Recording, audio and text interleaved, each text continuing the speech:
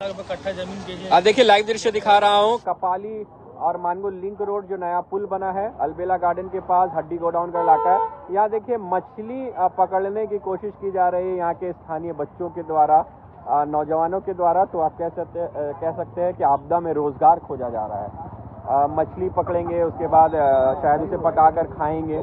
तो ये बेरोजगारी का आलम झारखंड सरकार को देखना चाहिए कि जान जोखिम में डालकर इस तरह से आखिर क्यों मजबूर है नौजवान कि इस तरह से मछली पकड़ने के लिए। देखिए छोटे बच्चे हैं, अगर किसी तरह का कोई हादसा, इस तरह से अगर कोई हादसा हो जाता है तो इसकी जिम्मेदारी कौन लेगा।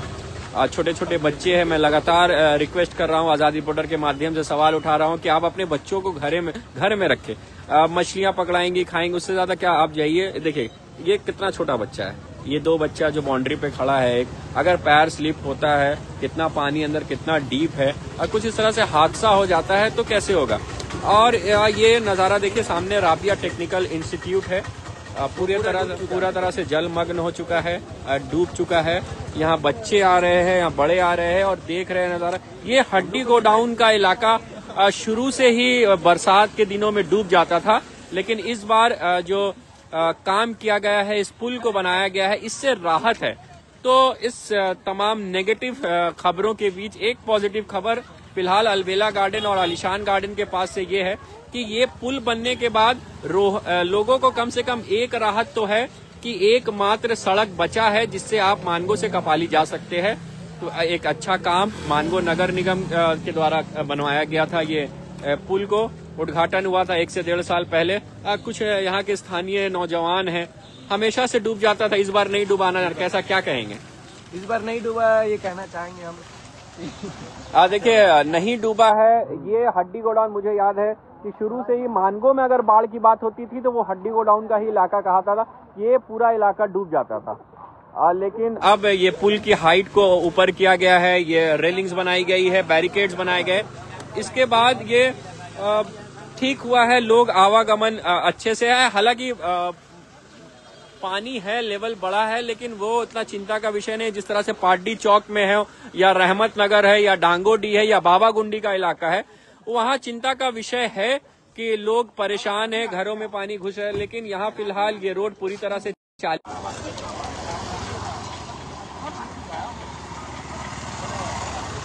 ये देखिए सामने एक मशहूर लैंडमार्क है मानगो का, राबिया टेक्निकल इंस्टीट्यूट।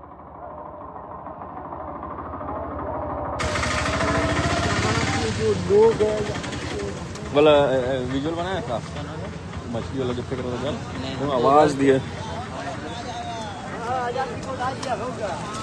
देखिए क्या कहेंगे भैया, आजाद रिपोर्टर के बारे कुछ बोलना चाह रहे हैं कुछ लोग।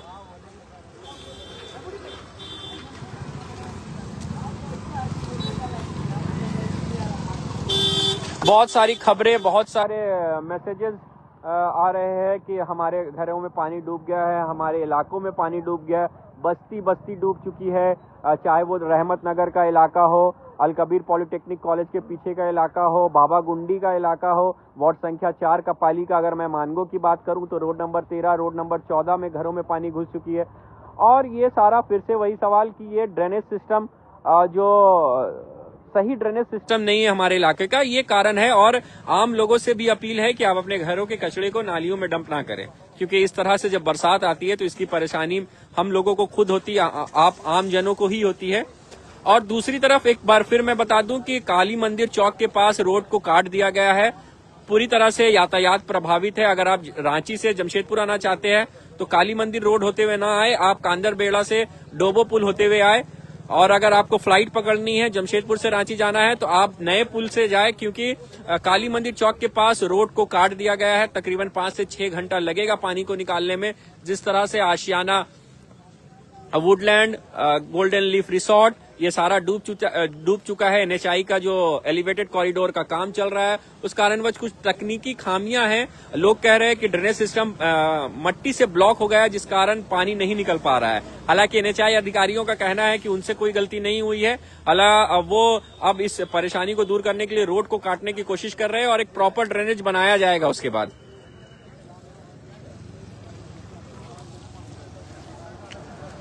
तो बने रहे हमारे साथ, देखते रहे आजाद रिपोर्टर। इस तरह के अपडेट से आपको रूबरू कराता रहूंगा। और एक अपडेट ये है कि खरखई रिवर फिलहाल डेंजर लेवल पे पहुंच चुकी है। अभी डीसी ईस्ट सिंहभूम का ट्वीट भी आया है। ऑलमोस्ट डेंजर लेवल छूने को है। खरखई नदी, मानगो स्वर्ण रेखा नदी डेंजर लेवल से कुछ नीचे है।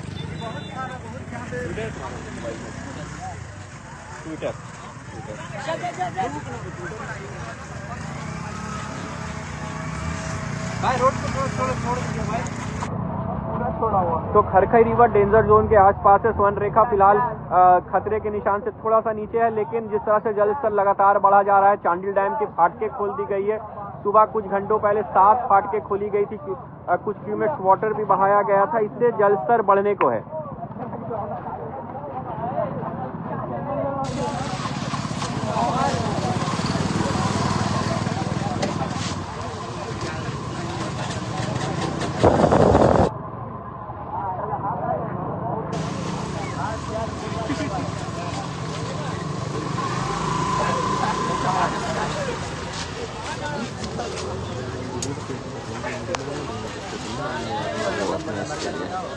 पानी में देखते हैं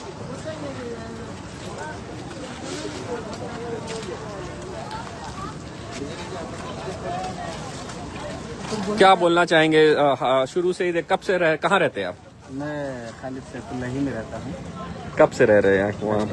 1 साल हो गया है। 1 साल। नए हैं लगता है आप जब इस इलाके में? मगर यहाँ के हालात देख रहा हूँ, ये प्रशासन और जो यहाँ के विधायक हैं सही तरीके से जो है पानी के लिए इंतजाम नहीं किया। ड्रेन लाइन बहुत मसला हो रहा है, हर रास्ते से जो है पानी बहता हुआ नजर तो अधिकारी कह रहे हैं कि तो आपदा है, कुदरत का है, बारिश हो रही है। लेकिन इसको मुस्तकबिल फ्यूचर के लिए तो प्लानिंग बना करके ही जो है, इतनी जो संख्या में यहाँ आबादी है, तो ट्रेन लाइन को वैसे ही इंतजाम भी करना चाहिए, ताकि अगर आपदा आ जाए, ऐसे कोई बारिश का मौसम आए तो हमारे पब्लिकों को कोई परेशानी ना हो। आज देखिए, अब जाबिर पुल का जो है छोटा सा पुल है, कई सालों से वही पड़ा हो, हाइट हुआ नहीं है और ऊंचाई ना होने की वजह से जो है गाड़ियां पार होना मुश्किल हो जाए, जिसकी वजह से लोग इधर उधर। क्या करना होगा कि फ्यूचर मुस्तकबिल में इस तरह का नहीं हो? बेहतर हाइट करना होगा, थोड़ा सा बड़ा करना होगा, ताकि लोगों को परेशानी ना हो, इन हालातों में जो है आसानी से आना जाना सफ़र कर सके। आपके गौसनगर तरफ से जितनी भी पब्लिक है, उधर पुरलिया रोड या कुछ ज़रूरत के हिसाब से काम करने वाले हैं, उन लोगों को आने जाने में परेशानी हो रही है। आज तो गैर हाजिरी हो जाएगी, सारे लोगों को जो है काम करने में मुस्तकबिल में परेशानी हो रही है। और कुछ भी सामान वगैरह लाना हो, जाना हो पुरलिया रोड या मानगो साक्षी जाना हो, तो इस वजह से परेशानी हो रही है, जिसकी वजह से लोग अपने घरों में बैठे हुए हैं। कई सारे घरों में ऐसे हैं, आपका इधर क्या बोलते हैं, बाबा गुंडी तरफ, उधर भी काफ़ी पानी जो है घरों में घुस करके, सारे लोग छत पे है तो कोई दीवार पे चढ़े हुए हैं।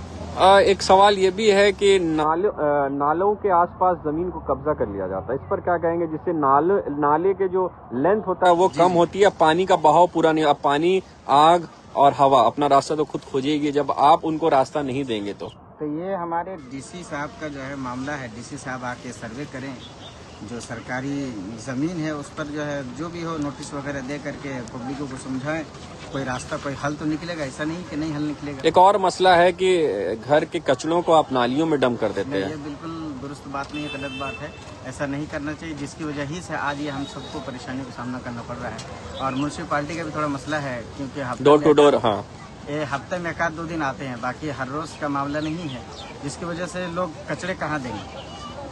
चलिए, बहुत शुक्रिया। तो भाई ने एक सवाल उठाया, ये सवाल सिर्फ एक भाई का नहीं बल्कि सारे मानगो वासी यही सवाल उठा रहे हैं।